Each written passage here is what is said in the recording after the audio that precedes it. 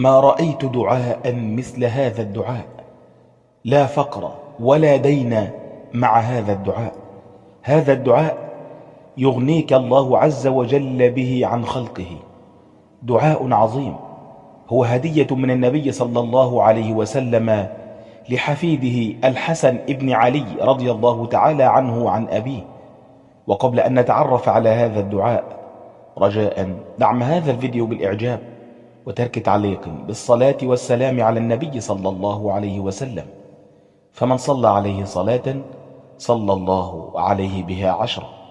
إخواني الكرام، أخرج الإمام الترمذي بسنده عن الحسن ابن علي رضي الله تعالى عنه وأرضاه أن عطاء الحسن ابن علي من معاوية رضي الله تعالى عنه 100,000 في كل عام. وفي سنة تأخر معاوية في إرسال